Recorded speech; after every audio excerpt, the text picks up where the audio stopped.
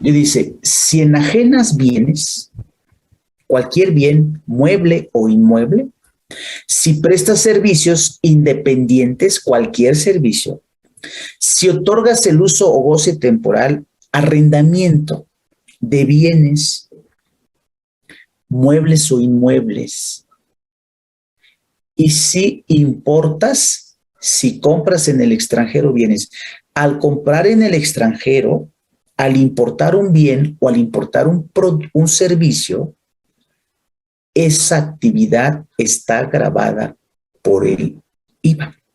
Entonces, tenemos 4 supuestos.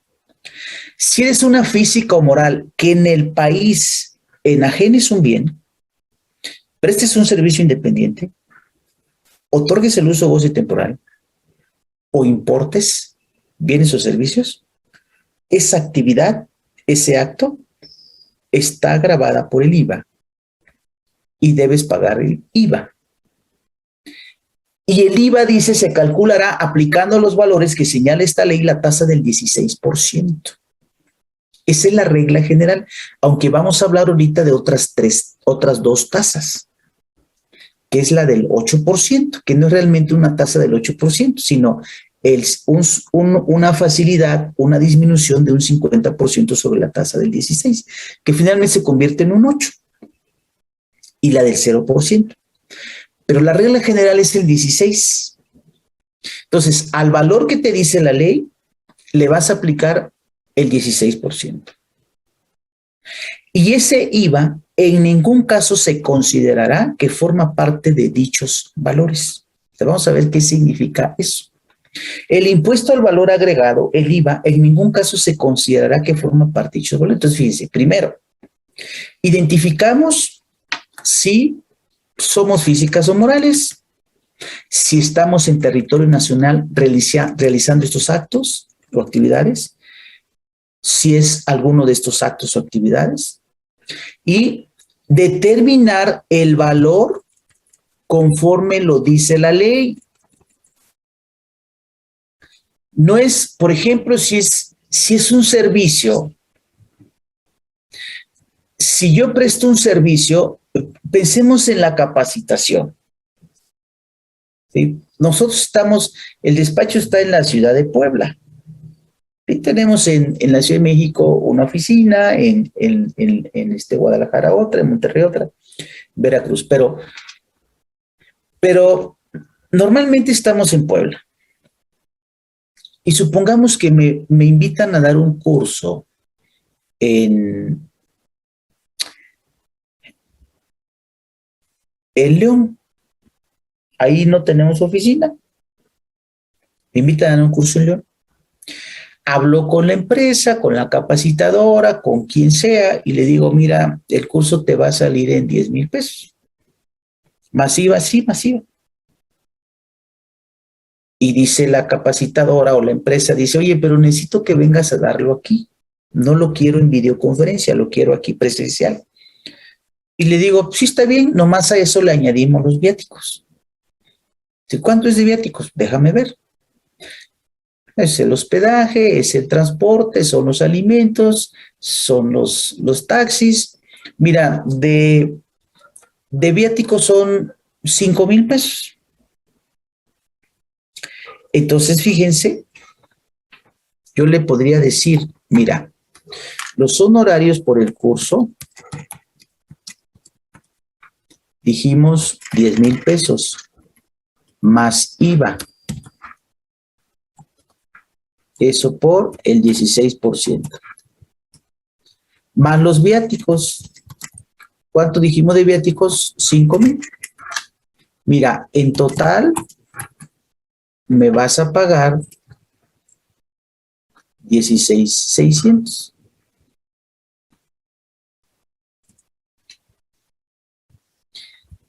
Dice la ley del IVA, ¿no? Así no es. Así no es.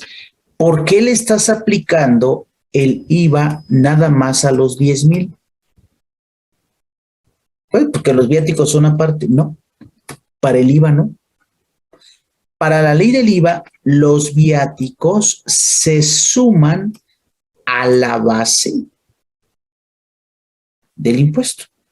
Y entonces aquí sería 10 más 5, 15,000, y el IVA es el 16% de 15,000. Por lo tanto, tú debes cobrar 17,400. Pues es importante también revisar el tema que dice, el impuesto se calculará aplicando a los valores que señala esta ley. ¿Sí? Entonces, debemos tener en cuenta la forma en que se determinan las bases. Lo mismo sucedería en una enajenación, en una compraventa, en un arrendamiento. Oye, ¿qué debo sumar para llegar a la base y calcular el impuesto? Les pongo otro ejemplo, igual en un servicio. Servicio de hospedaje. Vamos a suponer que llego al hotel en León, no sé cómo esté en Guanajuato, pero supongamos que me dice el hotel, mira, la habitación te cuesta 3,000 pesos. Muy bien, pero hay un impuesto local, el impuesto sobre hospedaje, el ISH, ¿no? No sé de qué porcentaje está en León, pero pensemos que sea el 2% en Guanajuato, ¿no? ISH, impuesto sobre hospedaje, 3,000 por el 2%, 60 pesos. Oye, ¿y el IVA sobre qué se calcula? ¿Sobre los 3,000 por el 16%? No. Dice la ley del IVA, no. En la prestación de un servicio sumas todos los impuestos que haya y se los sumas a la base para llegar a una base completa para determinar el IVA. Entonces dice la ley del IVA, no, sumas 3,000 pesos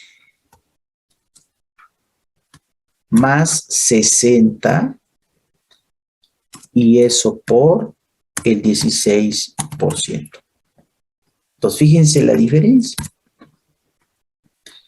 Hay que saber determinar las bases. Incluso si hubiera otro impuesto como, les voy a poner otro ejemplo, el IEPS o el ISAN. El IEPS. ¿Ustedes conocen algún producto que lleve IEPS? Sí, algo de consumo de todos los días, la gasolina. La gasolina lleva IEPS. Y cuando yo compro gasolina, me cobran el IVA, pero no sobre el valor de la gasolina, es el valor de la gasolina más el IEPS. Todo eso hace la base para el IVA. Lo mismo en la compra de un auto nuevo, el impuesto sobre automóviles nuevos. Nomás que no lo vemos, que yo voy a la agencia, compro un auto y me dice, el auto te cuesta 500,000 pesos. Y ya con IVA, sí, ya con IVA. Entonces yo pudiera decir, el costo total del auto son 500,000 y si lo divido eso entre 1.16, 431,000 y el IVA por el 16%, 68,000. Oye, ¿la agencia se queda con 431,000? No. Aquí hay un impuesto que la agencia también ya me cobró y que me está causando IVA, que es el impuesto sobre automóviles nuevos, que pueden ser esos 31,000 pesos. Realmente el valor del auto son 400,000 más 31,000 de el ISAN, 431 por el 16%. Entonces, la ley del IVA nos indica, en la misma ley te voy a decir cómo vas a determinar la base a la que le vas a aplicar el 16%. Y ojo, el IVA en ningún caso se considerará que forma parte de dichos valores. Vamos a ver más adelante qué significa eso. Bueno, y luego me dice, el contribuyente trasladará dicho impuesto en forma expresa y por separado a las personas que adquieran los bienes. Acuérdense que en el IVA, ahorita les voy a mostrar la tesis, hay dos contribuyentes. ¿Sí? El pasivo, el sujeto pasivo y el pasivo de facto. sea, en el tema del IVA, realmente quien paga el IVA es el que compra, el consumidor, pero el vendedor es el que se lo tiene que pagar al SAT. El consumidor no va a ir al SAT y va a decir, mira SAT, fíjate que compré una computadora y te vengo a pagar el IVA de la computadora que compré, ¿no? El comprador, cuando compra la computadora, a su proveedor, a su vendedor le paga una cifra que ya incluye el IVA. Y es el vendedor el que tiene que separar las dos cantidades, cuánto es el valor de la computadora y cuánto es el del IVA. Y ese IVA tendría que pagárselo al SAT, disminuyendo lo que se llama el IVA acreditable.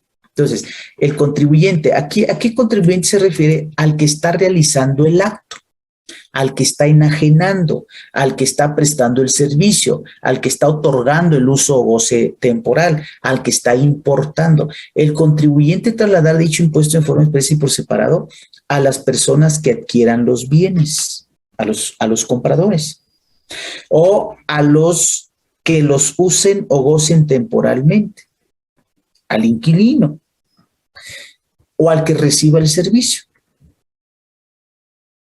Se entenderá por traslado del impuesto el cobro o cargo que el contribuyente debe hacer a dichas personas de un monto equivalente al impuesto establecido en esta ley.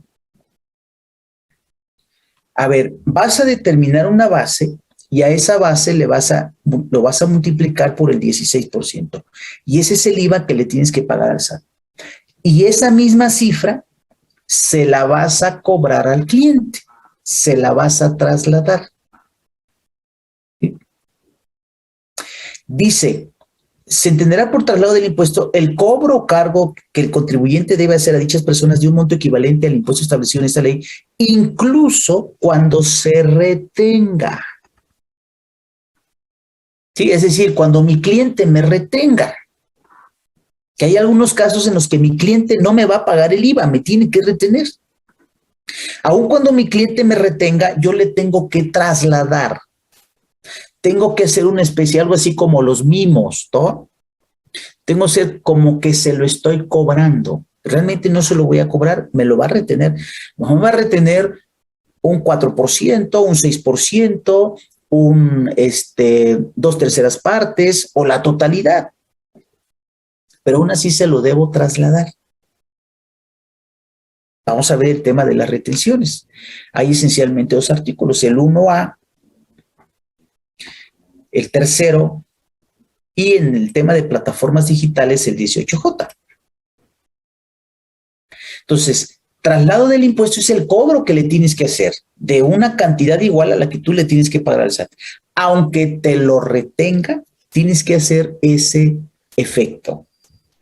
¿Okay? No puedes decir, mira, te voy a cobrar 100 más IVA, 116, pero como me lo vas a retener, pues yo nomás te voy a poner 100 en la factura. No, tienes que trasladarlo en forma expresa y por separado, aunque te lo retenga.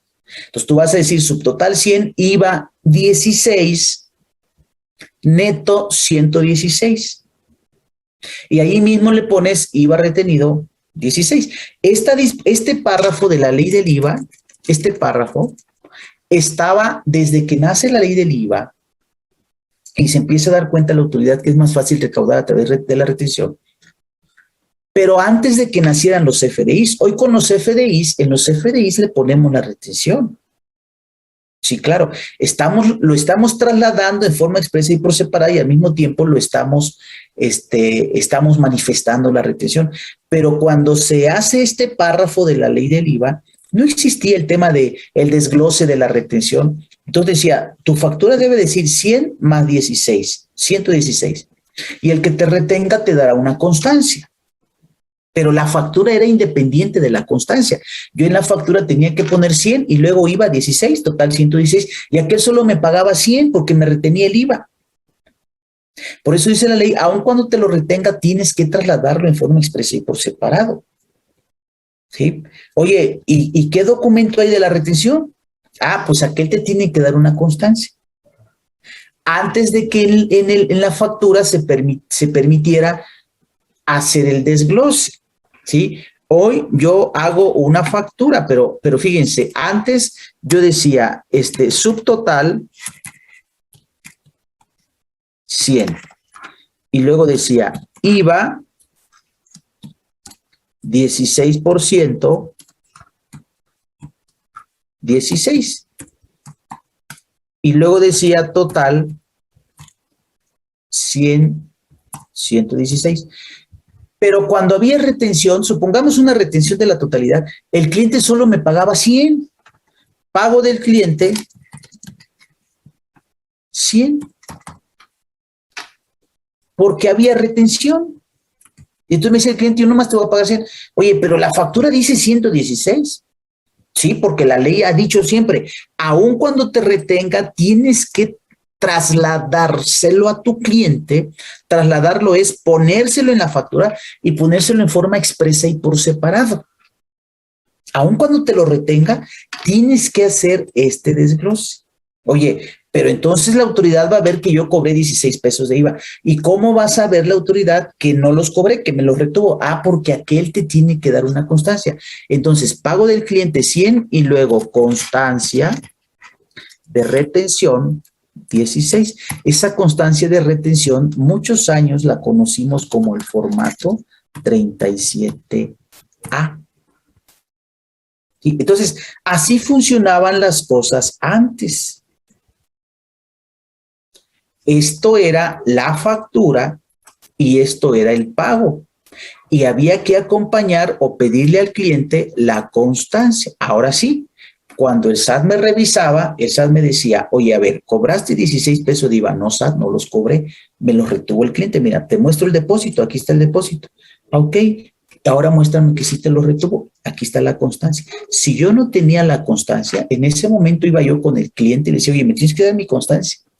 Pues era un tema que implicaba mucho trámite administrativo, porque normalmente no se pedían las constancias hasta el siguiente año, en febrero, cuando se presentaban lo que conocíamos como declaraciones informativas.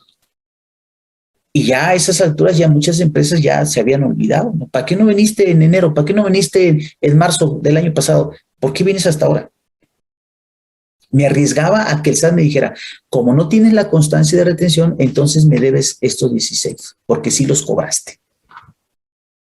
Bueno, cuando nace el CFDI, bueno, desde antes del CFDI, porque en los recibos de honorarios, antes, cuando nace una disposición en la ley del IVA y también en la ley de rentas se establece, bueno, en la factura desglosa la retención, en la factura.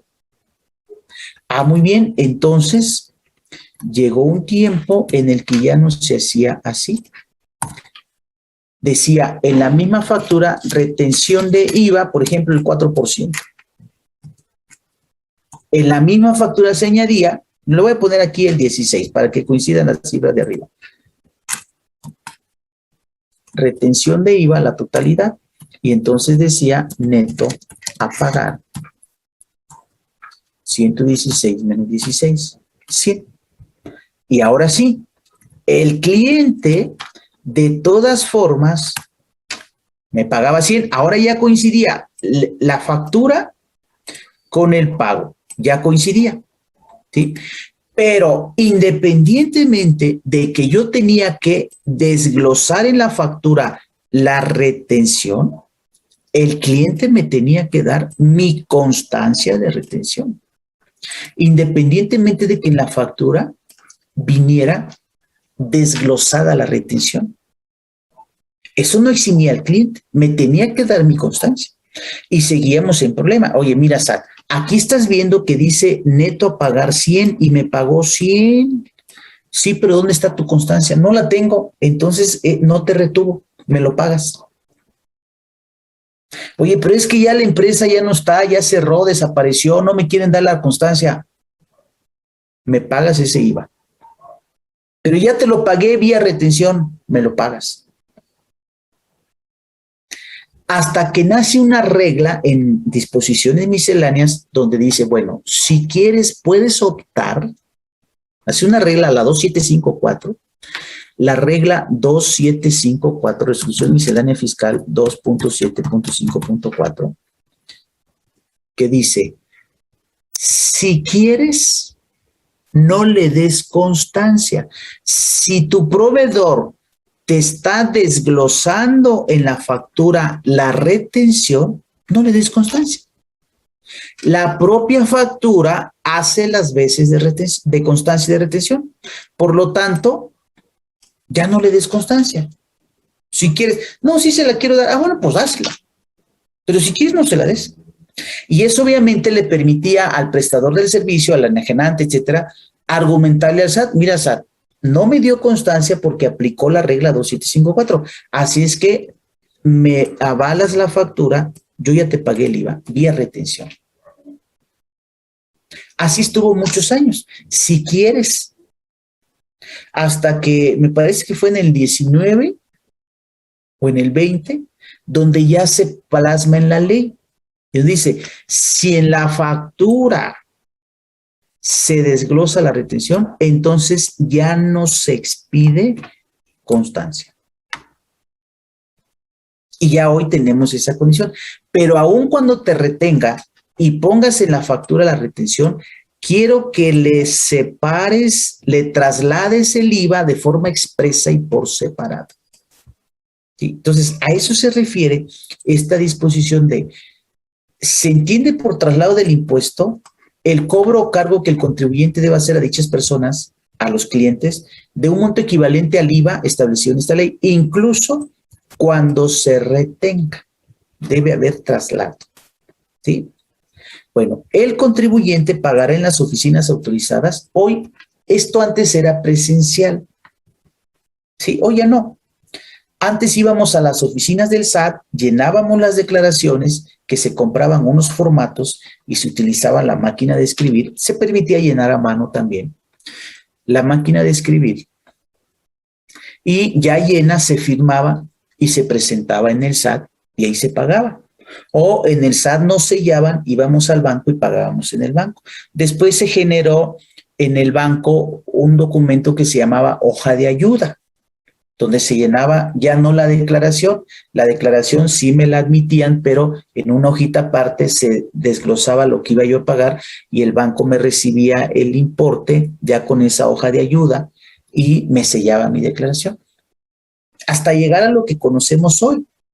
Nació el pago referenciado y hoy el sistema de pagos y declaraciones, el sistema de declaraciones y pagos. Yo hoy me meto a internet, incluso en la página de SAT, incluso ya está mi declaración llena. Precargada le llamamos. Ya nomás reviso, este sí, este no, le cambio y le digo genera línea de captura y ahí mismo me salgo de la página del SAT, me meto a portal bancario y ahí pago. Pero antes era físicamente, por eso dice pagar en las oficinas autorizadas. Sí, hoy no tengo que ir a ninguna oficina, me meto a la página de SAT con mi RFC, mi contraseña y genero la línea de captura. ¿Qué vas a pagar? La diferencia entre el impuesto a su cargo y el que le hubieran trasladado. Aquí está la eliminación del efecto en cascada del ISIM. ¿Sí? Vas a pagar la diferencia entre el impuesto que tú cobraste o el que debiste cobrar. Oye, es que no lo cobré, pues lo debiste cobrar. El impuesto que a tu cargo, por eso la ley dice el impuesto a tu cargo, es el que cobraste o debiste cobrar, pero es a tu cargo. El impuesto a tu cargo y el que a ti te trasladaron, el que a ti te cobraron, el que le llamamos acreditable. Entonces vas a pagar al SAT el que tú cobraste o debiste cobrar menos el que a ti te cobraron. Allí sí, no el que te debieron cobrar, el que tú pagaste. Allí sí el que tú pagaste. ¿Sí? Entonces, el impuesto que cobraste o debiste cobrar menos el impuesto que pagaste. El que lo hubiera trasladado o el que hubiese pagado en la importación de bienes o servicios siempre que sean acreditables en los términos de esta ley. Oye, ¿voy a restar el IVA que yo pagué? Sí, pero bajo ciertos requisitos. Ahorita vamos a revisarlo. ¿Sí? Bueno, en su caso, el contribuyente disminuirá del impuesto a su cargo el impuesto que se le hubiere retenido. Entonces, el impuesto que tú cobraste o debiste cobrar, menos el impuesto que pagaste, menos el que te retuvieron. Y la diferencia es la que le vas a pagar al SAT. El traslado del impuesto a qué se refiere este artículo, es decir, sumarle el IVA al producto no se considera violatorio de precios o tarifas, incluyendo los oficiales. ¿Sí? Ahorita ustedes saben que el gas tiene un precio, ¿no? Que se pelearon muchos distribuidores de gas porque les estaban poniendo un tope a los precios. Bueno, oye, ¿y el IVA? Si yo le sumo el IVA, estoy violando el precio. Dice, no se considera violatorio. Dice, aquí nomás hay que revisar si ese precio que se puso como límite es ya con el IVA. Y normalmente es ya con el IVA. Cuando nos ponen un precio límite, que son precios regulados por el Estado, ya es neto. Ya es neto. Pero en algunas ocasiones que se llegan a fijar precios tope, no se establece que es neto. Por lo tanto, a ese precio le sumo el IVA y dice la ley, no se considera violatorio de los precios o tarifas. Entonces, aquí tenemos, conforme al artículo 1 de la ley del IVA, quienes están obligados al pago de impuestos. Dice, las físicas o morales que en territorio nacional realicen esos actos. Y entonces aquí revisamos qué es una física, qué es una moral y qué es territorio nacional. Y dijimos que como en la ley del IVA no vienen esos conceptos, tenemos que recurrir a disposiciones supletorias, a otras leyes, para identificar a qué se refiere la ley del IVA. Entonces el Código Fiscal dice, las otras disposiciones fiscales en el artículo 5, párrafo 2, se interpretarán aplicando cualquier método de interpretación jurídica. Y luego dice, a falta de norma fiscal expresa, se aplicarán supletoriamente las disposiciones del derecho federal común. ¿Qué es el derecho federal común? Básicamente son dos, el derecho civil y el derecho mercantil. Esos dos son derecho federal común, el derecho civil y el derecho mercantil. A nivel federal, ¿sí? Es decir, el derecho civil plasmado en el Código Civil Federal, porque cada entidad federativa tiene su propio Código Civil. Se parece mucho al federal.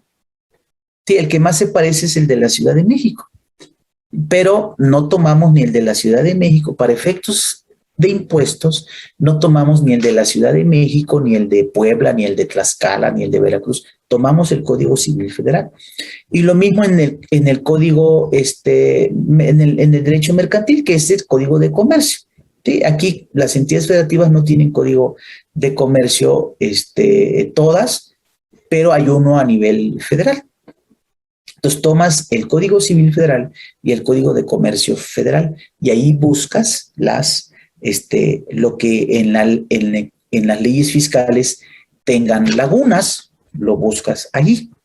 ¿Sí? Y entonces con base en eso, y nos aclara, siempre y cuando su aplicación no sea contraria al derecho fiscal. ¿Sí? Es decir, si la ley del IVA te dice que pagues y en el Código Civil te dice que no pagues, pues no vas a tomar el Código Civil, porque va contrario. ¿Sí? Toma siempre y cuando sea complementario, sea supletorio, ¿sí? Pero que no lo contradiga. Y entonces con base en eso, en el Código Civil, tenemos que buscar la definición de física, la definición de moral y en la Constitución la definición de territorio nacional. Aquí les marco los artículos, ya vimos física, es un individuo con derechos y obligaciones, platicamos de los menores de edad, deben tener representación. Persona moral no la define, simplemente da una lista de quiénes son personas morales y entonces tendríamos que irnos al Código Civil en el artículo 25. Oye, si el Estado o un organismo descentralizado como lo es el IMSS, si el IMSS vende algo, debe cobrar el IVA, pues déjame ver si es una persona moral, ¿no? Entonces buscaríamos en el artículo 25 del Código Civil que viene siendo una persona moral. Y territorio nacional, el Código Fiscal lo define, pero igual nos manda a la Constitución. ¿Qué es territorio nacional? Lo que conforme a la Constitución política se establece. Y hay básicamente dos artículos, el 42 y el 27. Y yo les mostraba un mapa de lo que viene siendo territorio nacional. Si en ese mapa, en cualquier zona de ese mapa, ¿sí? Considerando lo que es México, el país, lo que es el territorio nacional, lo que es el espacio terrestre, las playas y una zona hacia el interior del mar, que es zona económica exclusiva, y toda la zona aérea. ¿Sí? Dice, incluyendo las islas de Revillagigedo, las Islas Marías, las Islas Guadalupe, etcétera. Entonces, todo eso viene siendo el territorio nacional. Las plataformas marinas también que estén dentro del territorio nacional forman parte del territorio nacional. Entonces, si en esos lugares realizas los actos o actividades que dice la ley del IVA, pues tienes que cobrar el IVA. Y si no lo cobras, pues de lo que cobres, te separaremos una cantidad equivalente al 16% y es el IVA que vas a pagarle a la autoridad. Entonces, el IVA es un impuesto que se causa por la realización de los actos o actividades de enajenar un bien. Vamos a ver qué es enajenar un bien.